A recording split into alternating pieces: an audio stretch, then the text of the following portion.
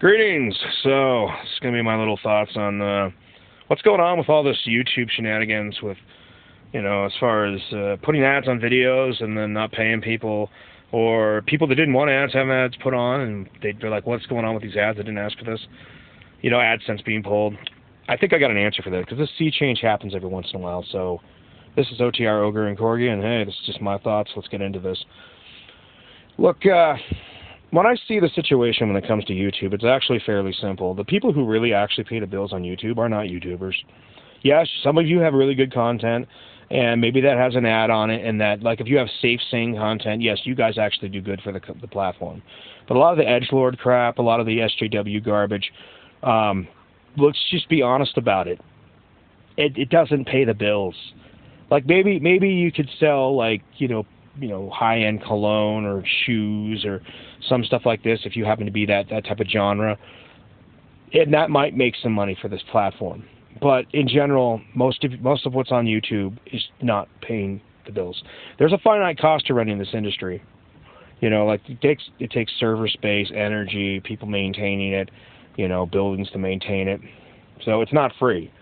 So how do you pay for that? Well, you need big money to come in, and that's where Google bought it up. Google bought YouTube not so much because it was a good profit motive, but because it's good propaganda motive. You can, for good or evil, you can use propaganda. And so you manage to curb and censor certain groups of people while promoting other groups of people to make sure the message you want to see gets out there. YouTube recognizes this, and so does Google. Now, then as far as paying for it, well, what about if we have the people who are willing to actually pay for the space? You mean pay for the space? Yeah, people who basically, instead of all the freebie people, there's primary real estate in any given sort of business. And the people that are, say, mainstream media pay for those front stalls in the marketplace.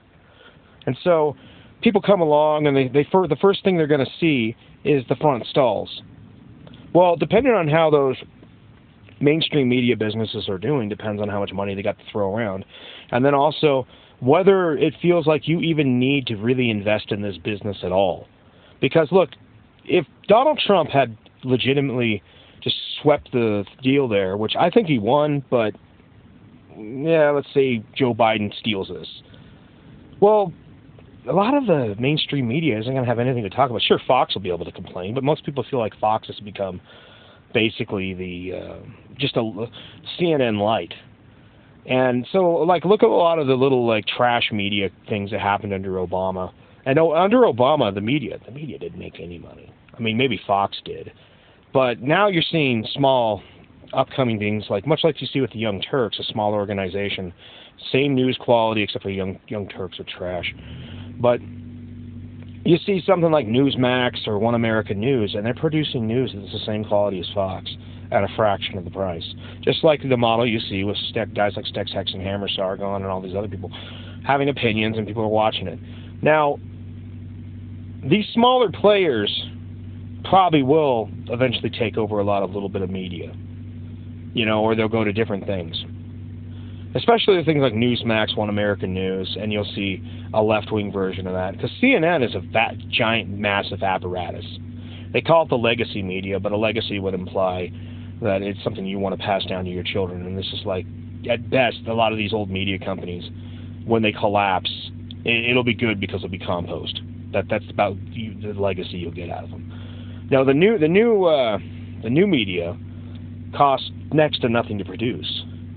So it's actually easier to be profitable on YouTube, ridiculously easy. But put it this way. Let's say that most of the money that was made in the last 4 years was just rage money. And even if it bleeds, it leads, like the old saying goes. And so Orange Man Bad was, even if the advertisers might have thought they might have been never Trumpers, or they might have been, whatever, they're like, this is trashy, but they know there's money there. Well, with this maybe potential president, Joe Bidet, and potential vice president, Harry Camel, do you really think we're going to have an action-packed news cycle? No. So the people that were really paying into this industry are now pulling back their money a lot. Don't think YouTube didn't know this. And that's why the media is getting even more desperate. It's like a death rattle, as some people have described, as Tim Pool described. As the body's slowly, losing its last bit of life, there's the fucking weird noises and the crapping that happens. That's literally the media right now, the big media. And I refer to them as the Edward Bernays style media. Basically, Edward Bernays wrote the book called Propaganda, which, by the way, was read by Goebbels and all the other people who wanted to get anywhere in the world. For good or evil, Propaganda was a great book. But the thing of it is that this propaganda-style media, without a villain, then it's just back to boring normal news. Talking about stars, and maybe that's a better thing. Honestly, I like local media. Today, a cow froze to the freeway. It was quite dangerous. They had to bring a foreign loader to peel it off. Like somewhere in Minnesota or something. Or like the price of eggs, I love that type of media. I like boring, regular media. Here's the weather. Here's your local little public thing. The national news desk, total crap. And YouTube and YouTubers are already replacing that. And even better than that, a lot of these YouTubers have realized, and let's go into what you need to do as a YouTuber. You've needed to do this since 2016. If you start having a good support base, you need to have subscribers. You need to also make sure that you don't become too formulaic about it, because that just gets boring. I've noticed a lot of YouTubers where it's basically like they're just looking for the next rage, the next circus show, and I don't know, that'll make you money for temporarily, but you have to constantly seem like you're on the cutting edge. But you need to basically get more subscribers as your way of making money than the idea. AdSense should be something that you just laugh about, like something that eventually people look at like, God, it's annoying. I mean, unless they pay me enough, then it's just a pain in the ass on my taxes. It's one more thing I got to deal with. Translation. I have to deal with this piece of paper. Ooh. But the point of it is that when your primary money is coming from sustainable sources, like maybe, your subscribers, and then you have even a little more boost money from products merch, like, coffee mugs, T-shirts, whatever, That's good too. And then, of course, this is the way you should use YouTube. Whatever channel or whatever platform has something like super chats, because look, it's just good money for YouTube to take 30% of what someone's donating. Someone donates, $10, so they just made $3, for you telling the comment and the person donating to get that endorphin rush. Sometimes, the people who don't do it all the time, and then you see someone dropping $100, and so they just made $30 on that, and you made 70. But that's the way you should probably look at YouTube. And this is actually one of the problems, because people will continue to stick with this platform because of super chats. But I'd highly recommend that at a certain point you just start putting all your real content, like you put it either, if you want your alternative platforms to grow, then what you need to do is you need to put some of your content there first, and then put it on YouTube as like maybe X amount of hours later.